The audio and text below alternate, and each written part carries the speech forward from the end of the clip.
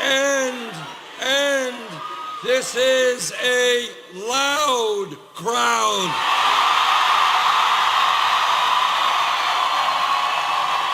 A young woman, as you know, who saw her parents arrested on television, and what this campaign is about is to making sure those types of things never, ever happen again.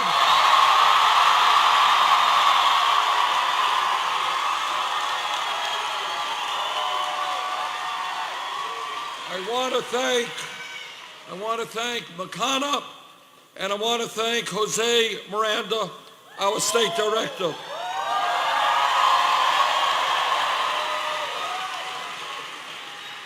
Phoenix, are you ready for a political revolution?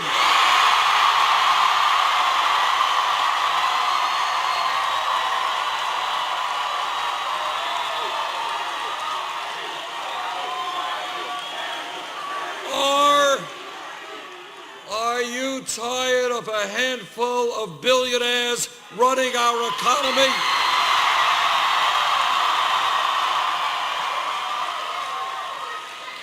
Well, if you are, you have come to the right place.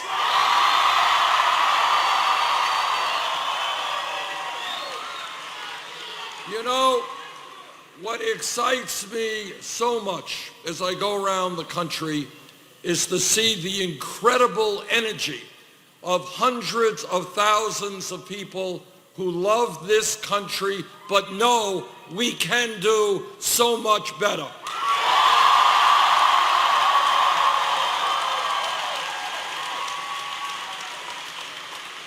We started this campaign at 3% in the national polls.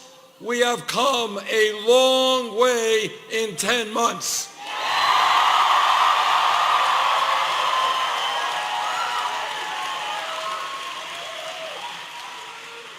And the reason that we have done as well as we have, the reason that we have defied all expectations is that we are doing something very radical in American politics. We're telling the truth.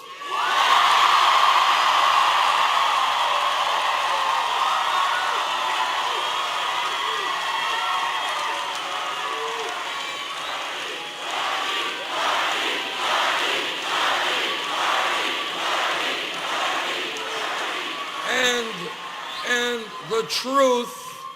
the truth is not always pleasant. It's not always what we want to hear. But we cannot go forward unless we deal with the realities of American society today, and that is what we are going to do.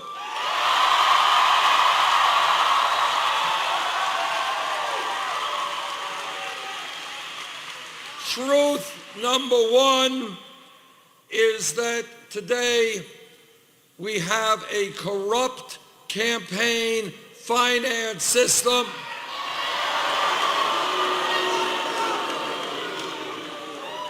with Wall Street and billionaires spending unlimited sums of money, which is undermining American democracy.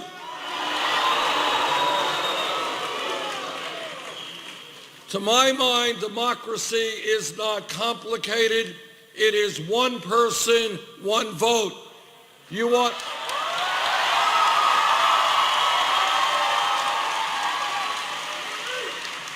to vote for me? Great. You don't? That's okay. But what I do not want to see are billionaires spending unlimited sums of money buying elections and undermining the democracy which has made our country so great.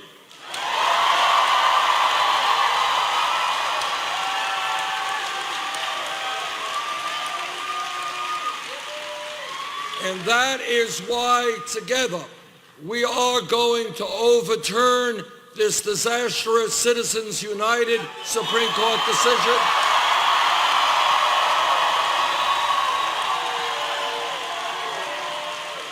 And that is why we are going to move to public funding of elections.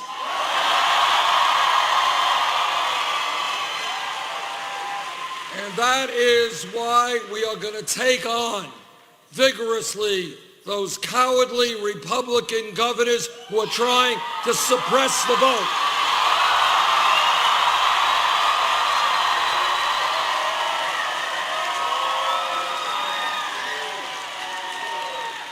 And I say to those cowardly Republican governors, if you are afraid of a free and fair election, get out of politics, get another job.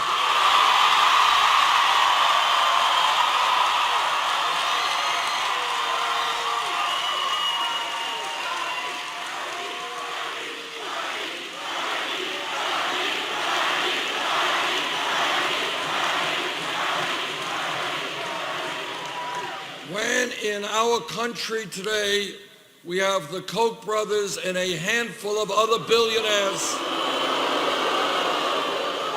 spending hundreds of millions of dollars to elect candidates who represent the wealthy and the powerful. That's not democracy, that is oligarchy.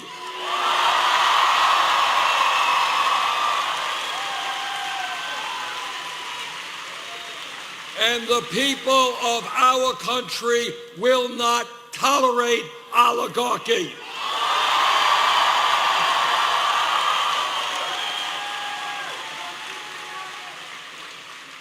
But it is not just a corrupt campaign finance system.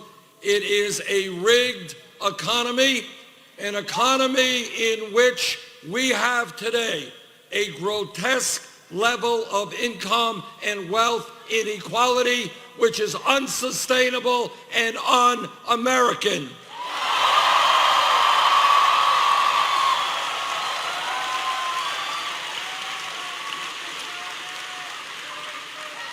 Now, the Congress may not talk about it much, the media may not talk about it much, but it is unacceptable to me and the American people when the top 0.1% now owns almost as much wealth as the bottom 90%.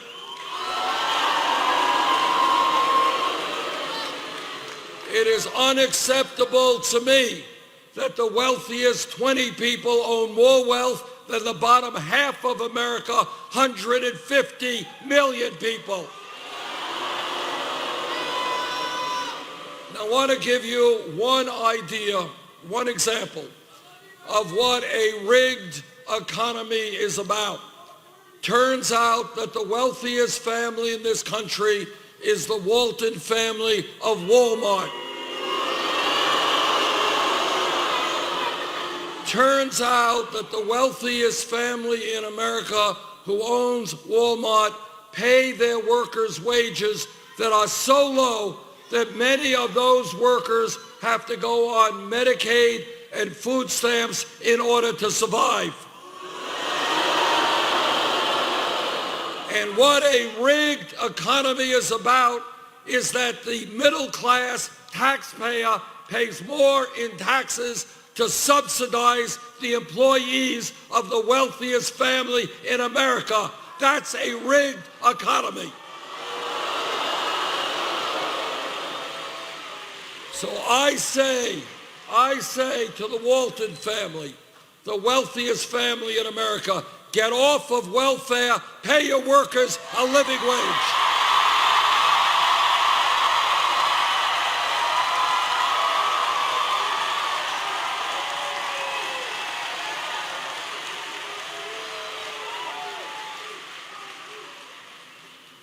The United States of America today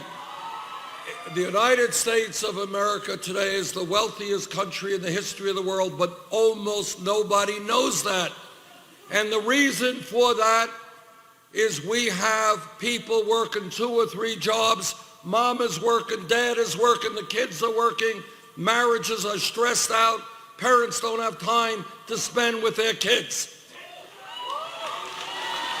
And despite all of that, 58% of all new income generated goes to the top 1%. You know what we are going to do together? We're going to create an economy that works for all of us, not just the 1%.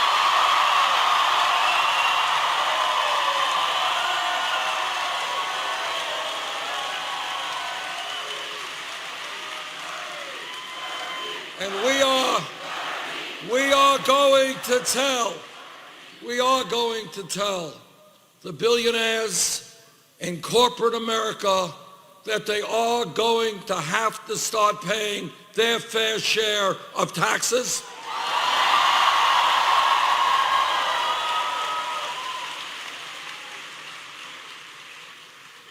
And when we talk about a rigged economy, we are going to end the absurdity of millions of our people working for $8-9 an hour because you can't make it on $8 or $9 an hour.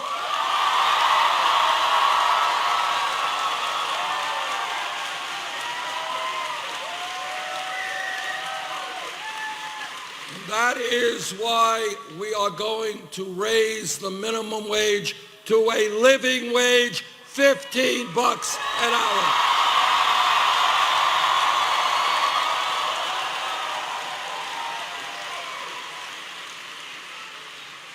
And when we talk about a rigged economy, we're going to end the absurdity of women making 79 cents on the dollar compared to men.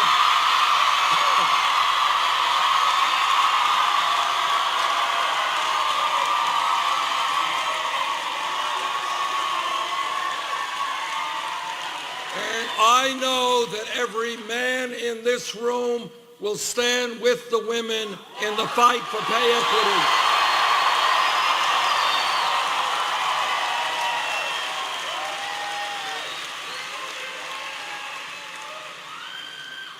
A few weeks ago, I was in Flint, Michigan. And what I observed there and what I heard there was literally beyond my comprehension, and it shook me and upset me enormously. And what I observed there is that children in that city were being poisoned by a water system that had very heavy amounts of lead in it. It is incomprehensible that this is happening in the United States in the year 2016. But it's not just Flint. All across this country, our infrastructure, our water systems, our wastewater plants, our bridges, our roads, our rail system is falling apart. In the United States of America, we should have a first-class infrastructure, and that is what we're going to build.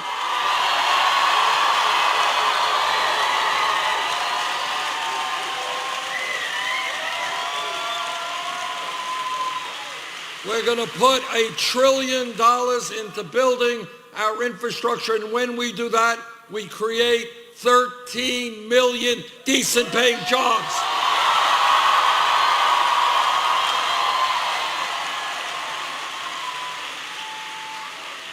What this campaign is about is asking the American people to think outside of the box, outside of the status quo.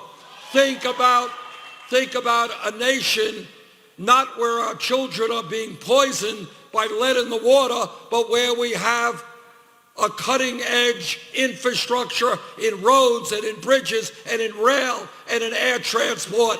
That's where we have got to go.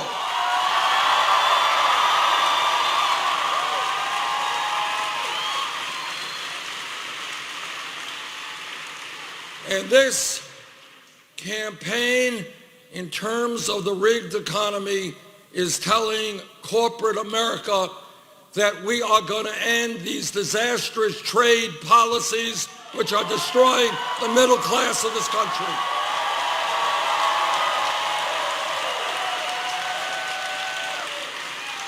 No, you cannot continue to shut down plants in America and move to cheap labor countries all over the world. All of us want to help poor people throughout the world. We can do it without destroying the American middle class through disastrous trade policies.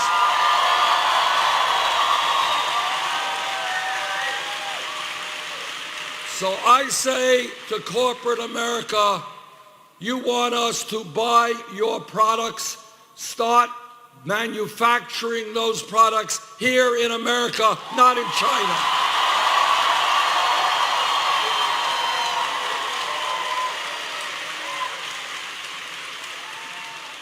This campaign is about fixing a broken criminal justice system.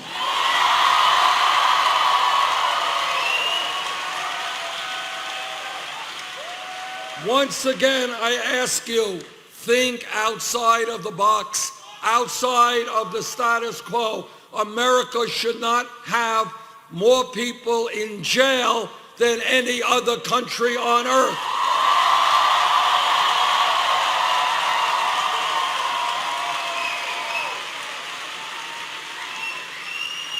We should not be spending $80 billion a year locking up 2.2 million Americans, disproportionately African American, Latino, and Native Americans.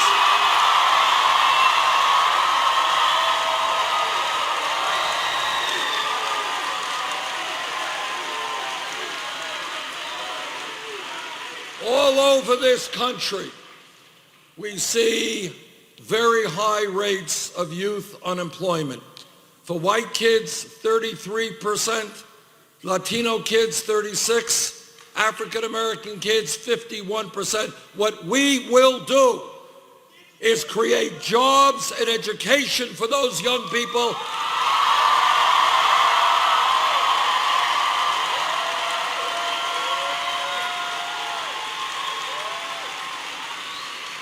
And not more jails and incarceration.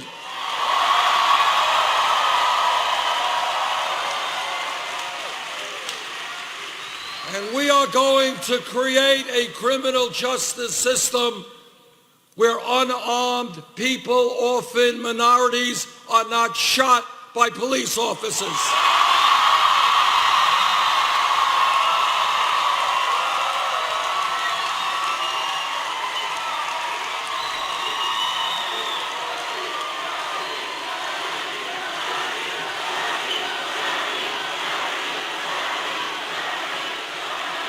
Now, I have worked with police departments all over my state of Vermont and all over this country. The vast majority of police officers are honest, hardworking, and they have a very difficult job.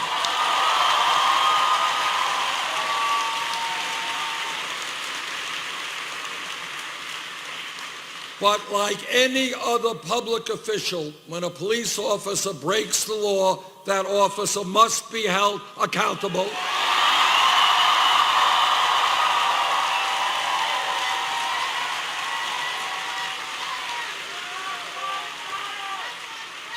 We need to end the militarization of police departments.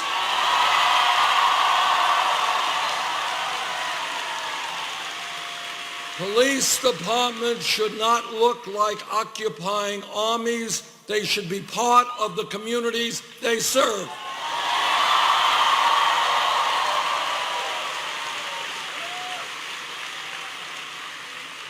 And we need to make police departments look like the diversity of the communities they serve.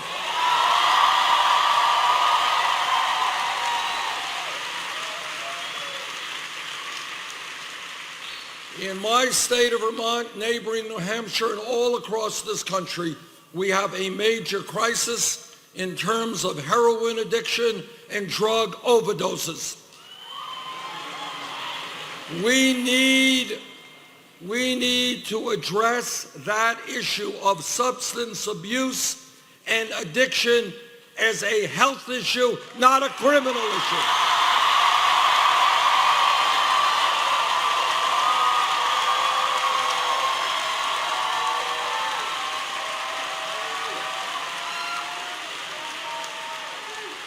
We need to rethink the so-called war on drugs.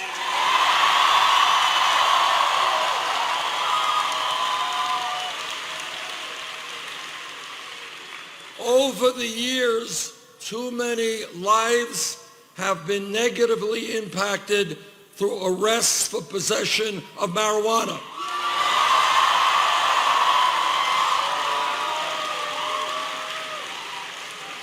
Right now, at the federal level, marijuana is considered a Schedule I drug under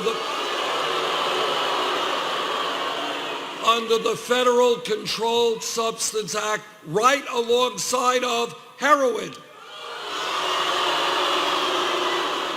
Now, scientists disagree about the pluses and minuses of marijuana, but all of you know heroin is a killer drug. And that is why I have introduced legislation to take marijuana out of the Federal Controlled Substance Act.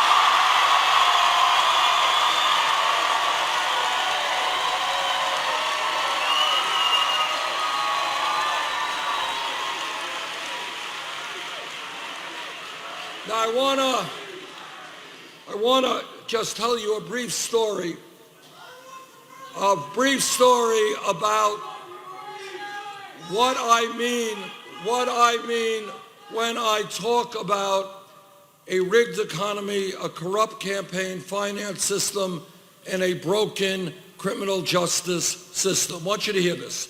Last month, Goldman Sachs, one of the large,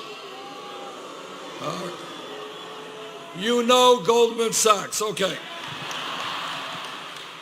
Goldman Sachs, one of the large financial institutions on Wall Street, paid the federal government a settlement fine of $5 billion. They paid that fine because they were selling worthless packages of subprime mortgage loans. Paid a $5 billion fine. Now, all of you know that 8 years ago, this country was plunged into the worst economic downturn since the Great Depression. As a result of Wall Street greed and illegal behavior, we lost millions of jobs, people lost their life savings, people lost their homes. That took place because of the greed and illegal behavior on Wall Street. Now today, now this is the broken criminal justice system. Today, some person in Arizona or Vermont gets picked up with a small amount of marijuana. That person has a police record for the rest of their lives. But if you are a CEO or an executive on Wall Street whose illegal behavior destroyed the economy, you get a salary increase, not a police record.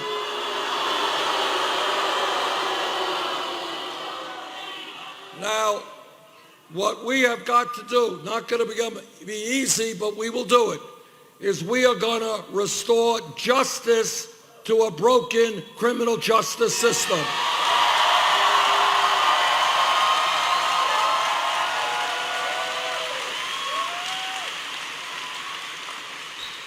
What America is supposed to be about is justice, equal justice under the law. You're poor, you break the law. You're rich, you break the law. You both pay the price. That is what we're going to do.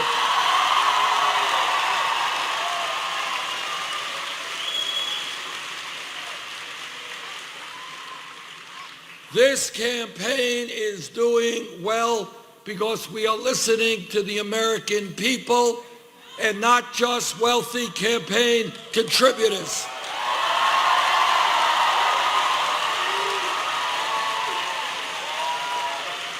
I am very proud that our campaign does not have a super PAC.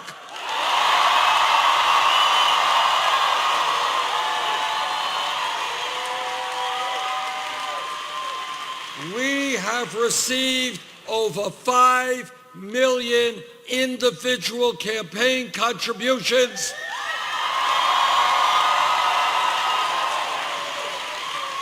Anyone know what the average contribution is?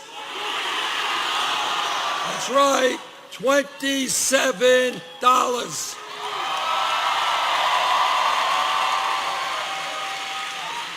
Now, my opponent raises money in a slightly different way. She has a super PAC which, among other special interests, has received $15 million from Wall Street. She has received money from the drug companies and the fossil fuel industry. She has given speeches on Wall Street for $225,000 a pop. Now, to my mind, if you're going to give a speech for $225,000, it must be a really great speech.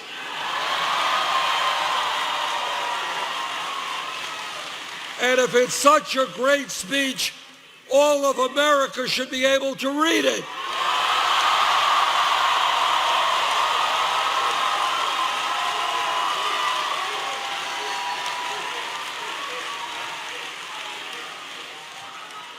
Our campaign is listening to senior citizens and disabled veterans.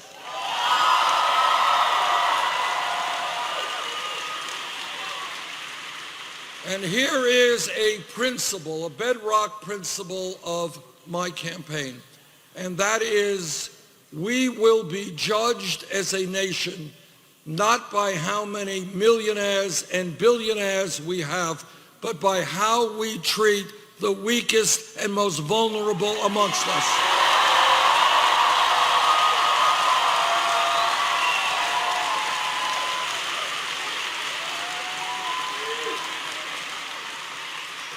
Now, while we have seen in recent years a proliferation of millionaires and billionaires, we have millions of seniors and disabled vets trying to make it on $11,000, $12,000 a year Social Security.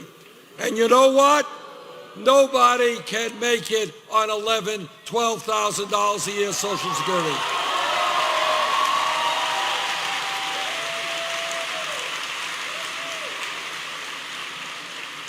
My Republican colleagues in the Senate, they want to cut Social Security.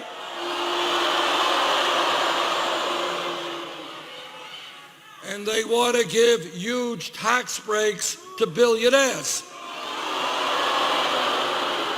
Well, I have some bad news for them.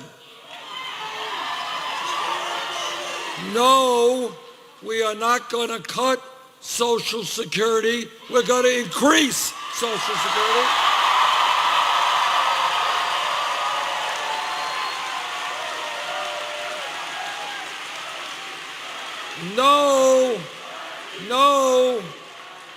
No, we're not going to give tax breaks to Donald Trump and the other billionaires.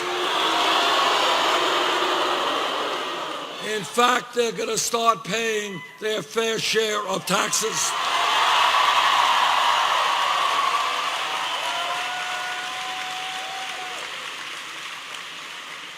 This campaign is listening to the Latino community.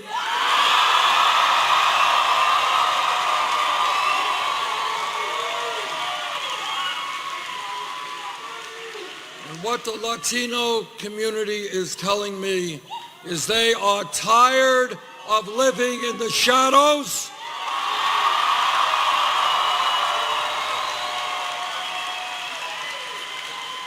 They are tired of living in fear and being exploited.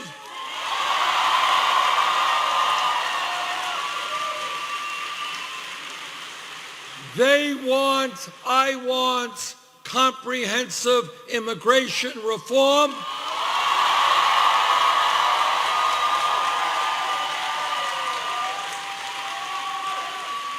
And a path toward citizenship.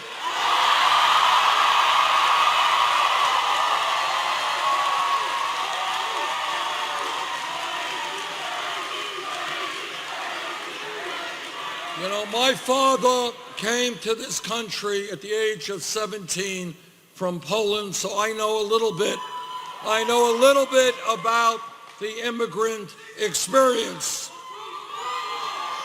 And let me just say this. We got 11 million undocumented people in this country. If the Congress does not do its job, I will use the executive powers of the presidency to do it for them.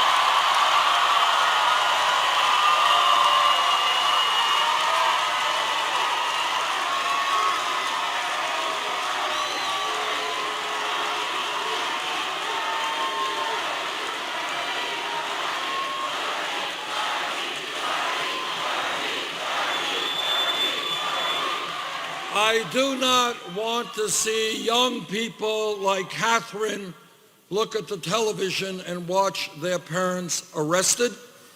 I do not want to see families broken up. The function of immigration reform is to unite families, not divide them.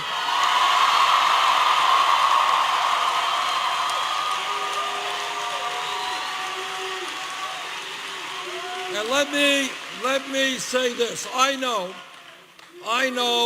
that in our country not everybody agrees with my views on immigration reform, and that's fine. We're a democracy. People have different points of view. But what is not acceptable, no matter what your point of view is to throw racist attacks against Mexicans,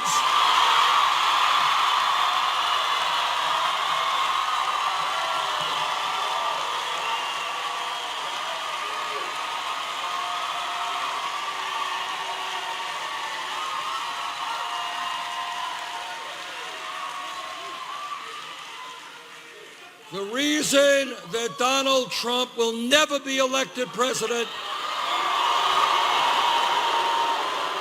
is the American people will not accept insults to Mexicans, Muslims, or women.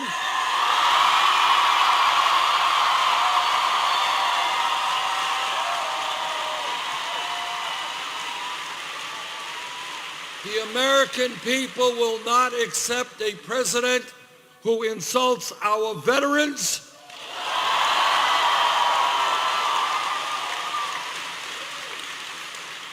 or who several years ago led the so-called birther effort, which was an ugly, ugly attempt to undermine the legitimacy of the presidency of Barack Obama.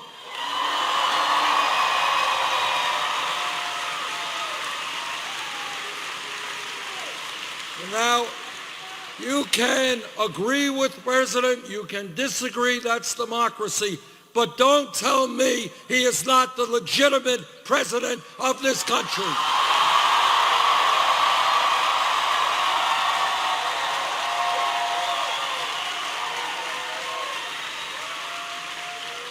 And when we talk about racism in America, I always find it interesting. President Obama's father was born in Kenya. My father was born in Poland, but nobody asked me for my birth certificate.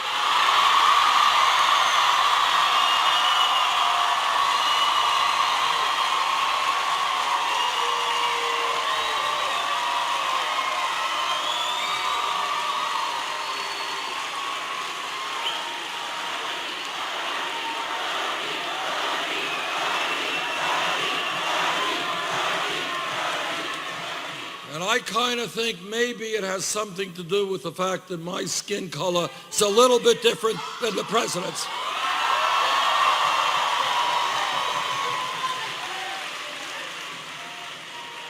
I am a member of the Senate Committee on the Environment. I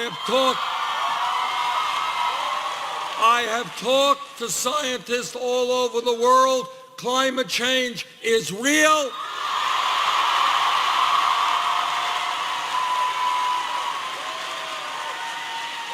It is caused by human activity. And let me tell you what the scientists are telling us.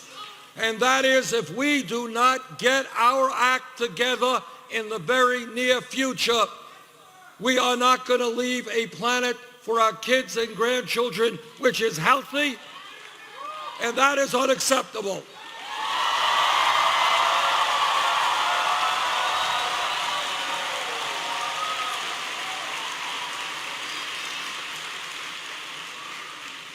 It is literally beyond belief that we have a major political party, the Republican Party, which rejects science, refuses to acknowledge even the reality of climate change.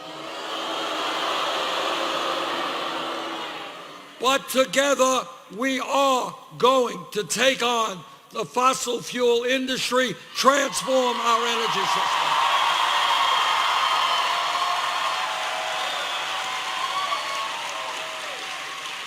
We can create millions of good-paying jobs by moving to energy efficiency and sustainable energy.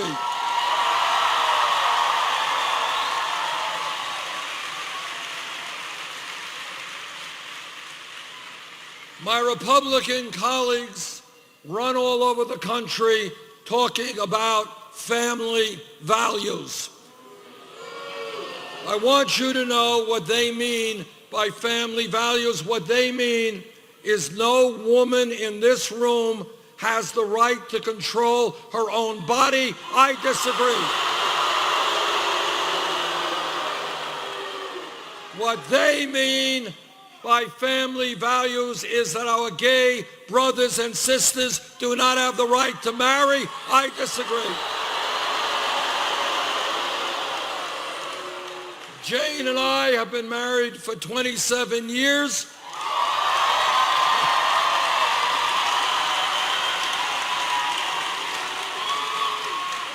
And we believe in family. But when we talk about family values, what we mean is ending the embarrassment of the United States being the only major country on earth not to provide paid family and medical leave.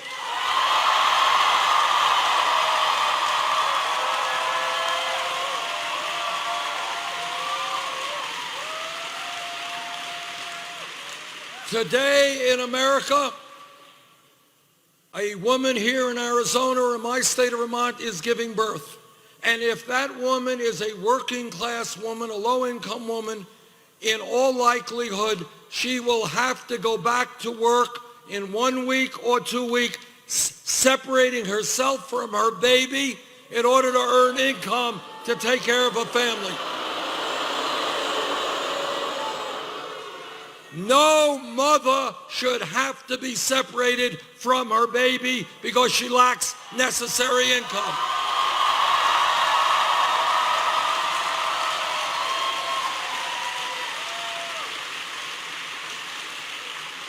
And that is why together we are going to pass 3 months paid family and medical leave.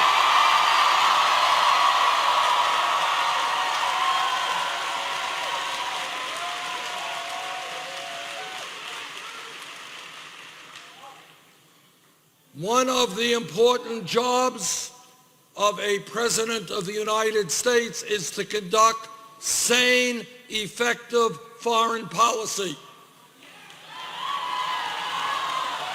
On the most important foreign policy of our time, the war in Iraq, I listened very closely to what President Bush and Cheney had to say. And I did not believe them and voted against that wall.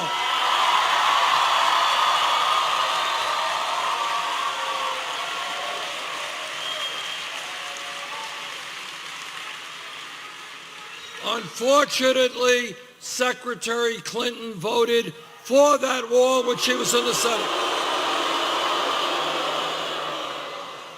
And let me make this pledge to you. Yes, we will destroy ISIS, but we will do it in a way that doesn't involve our men and women in the military involved in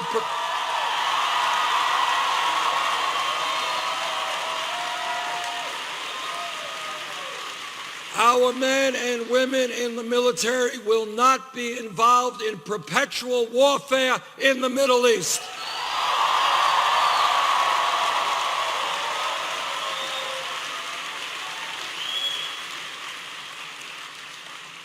Now, I have been criticized for saying this, so let me say it again.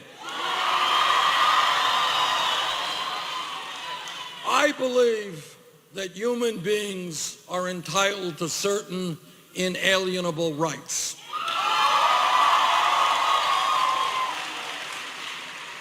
And we have a Constitution that grants us, and it's a great document, a lot of political rights. But I believe we have got to go further than that. And I believe that we have got to guarantee our people economic rights.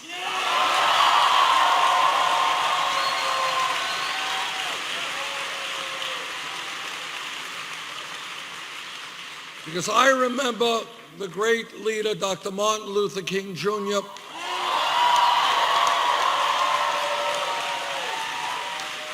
when he led the Great March on Washington in 1963, it was called the March for Jobs and Freedom. Jobs and freedom. And when he died, you all remember when he died, when he was assassinated, it wasn't on a quote-unquote civil rights demonstration. He was standing up with exploited sanitation workers in Memphis, Tennessee.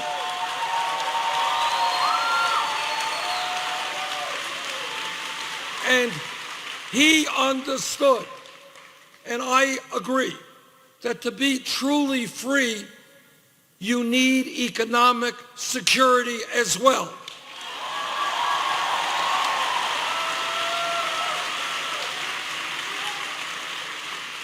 Now, it turns out that every major country on earth, Germany, United Kingdom, France, Holland, Scandinavia, Canada, every major country guarantees health care to all of its people.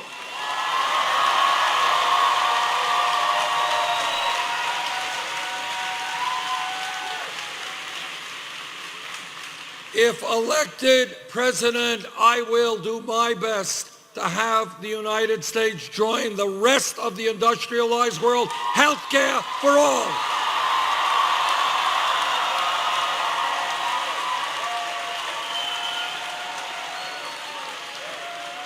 Now, what this campaign is about, again, is thinking outside of the status quo. You do not have to accept the status quo. We can do better.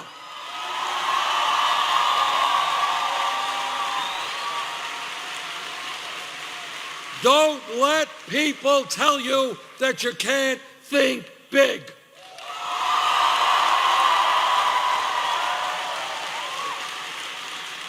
Now, I'm a member of the committee that helped write the Affordable Care Act. It has done a lot of good things. We should be proud of that and proud of President Obama's leadership on that. But we still have 29 million Americans uninsured. Many of you are underinsured with large co-payments and deductibles. And all of us are getting ripped off without mercy by the greed of the pharmaceutical industry.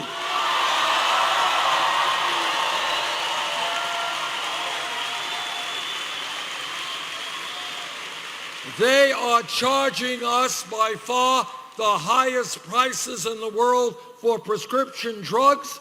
People are dying in this country because they cannot afford the medicine they need. That is unacceptable.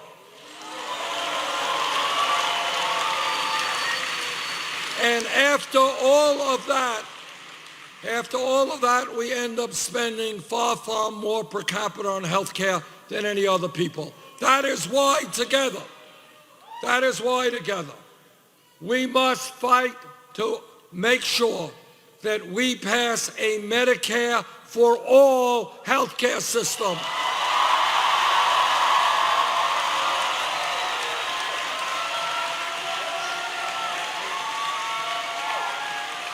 Now, I do not understand why if Canada could do it, the UK could do it, France could do it, all of these other countries could do it, we can't do it.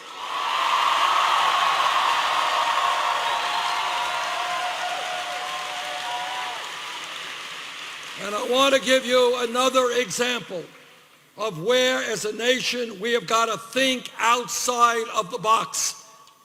For 100+ years, we have had free public education in this country from first grade to 12th grade. The world has changed. The economy has changed. People today need more education.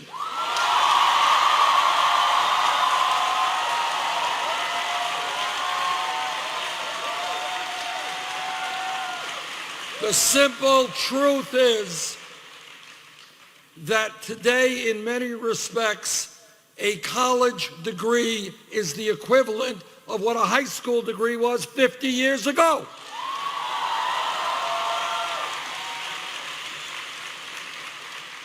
And that is why I believe we have got to make public colleges and universities tuition free.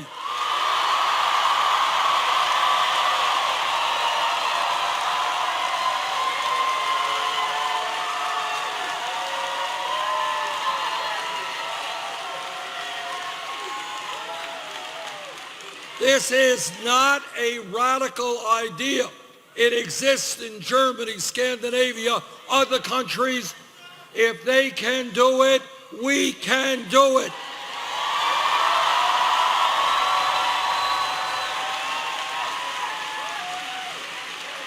And the other related issue we have got to deal with is the outrageous level of student debt in this country.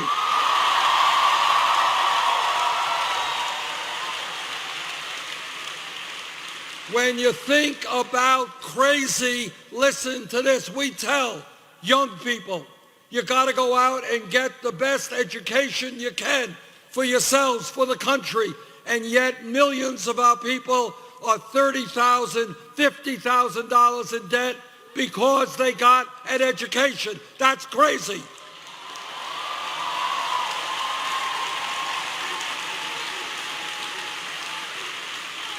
Now, I find it interesting that when Wall Street, with their greed and illegal behavior, crashed, Congress bailed them out. Now, I believe we should impose a tax on Wall Street speculation